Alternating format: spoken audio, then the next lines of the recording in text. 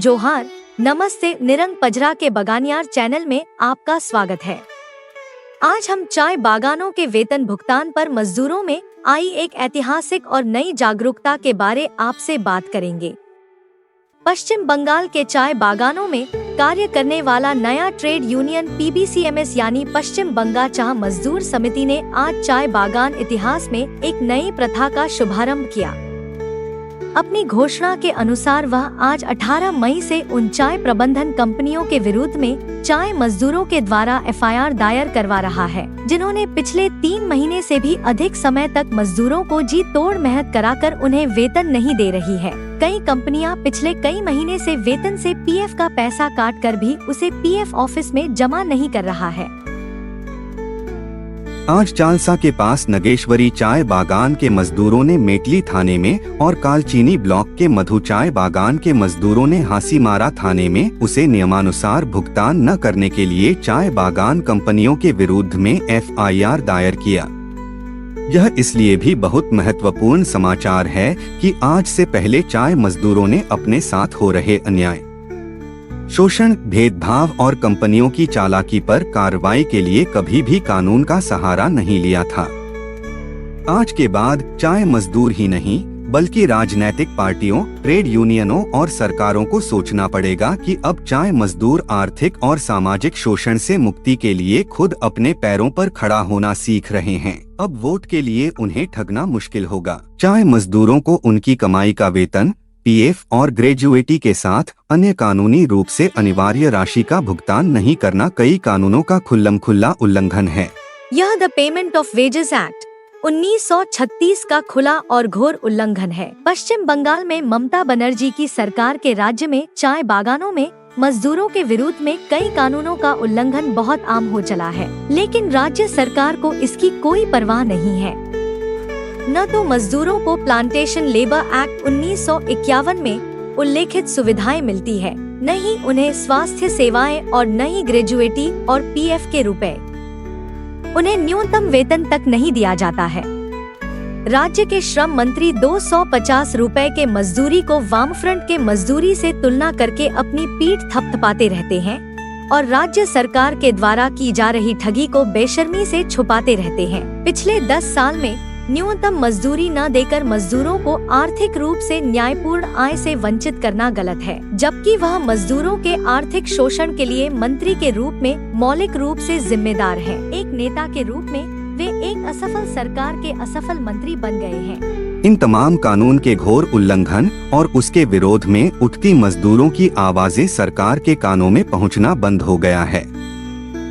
सबसे बड़ी विडंबना तो यह है कि कुछ ही दिनों पूर्व PF की समस्या पर राज्य के श्रम मंत्री, आदिवासी विभाग के मंत्री और तृणमूल कांग्रेस के ट्रेड यूनियन के अध्यक्ष PF ऑफिस का घेराव करके खुद को मजदूरों का हितैषी साबित करने की असफल कोशिश कर रहे थे, लेकिन गंभीरता पूर्वक इसे सुलझाने में कहीं कोई संजीदगी नहीं दिखाई देती है। 2 साल पूर्व इन्हीं श्रम मंत्री ने PF मुद्दे पर तत्कालीन केंद्रीय मंत्री जॉन बारला का वानरहाट स्थित मकान का घेराव किया था।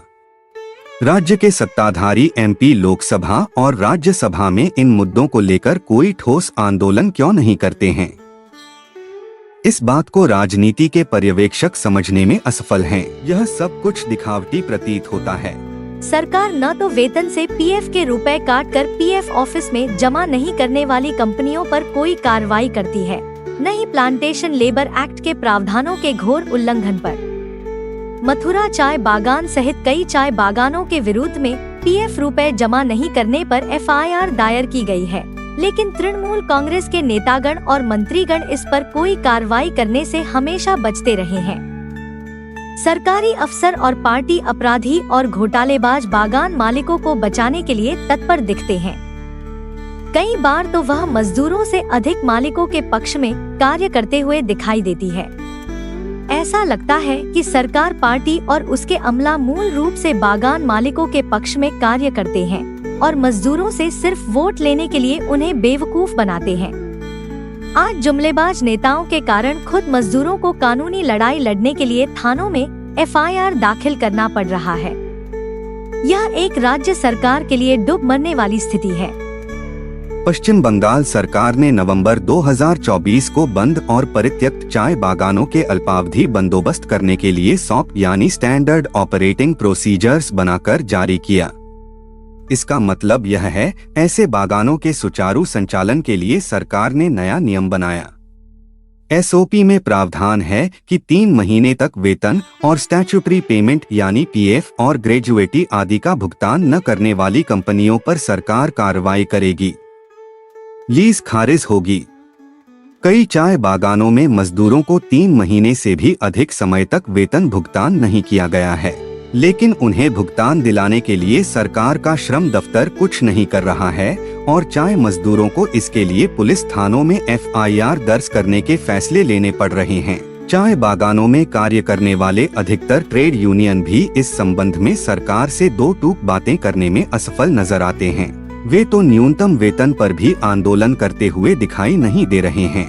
देखा गया है कि किसी एक चाय बागान की समस्या पर दूसरे चाय बागान के मजदूर और ट्रेड यूनियन एकजुटता न दिखाकर दूर से टुकुर देखते रहते हैं। पिछले 10 सालों से सरकार न्यूनतम वेतन सलाहकार समिति के नाम पर मजदूरों को बेवकूफ बना रही है, लेकिन ट्रेड यूनियनों का सामूहिक संगठन इस बारे में ठोस आंदोलन करने में फिसड्डी साबित हुआ है। अब तो उनके बयान भी कभी कभार सामने आता है।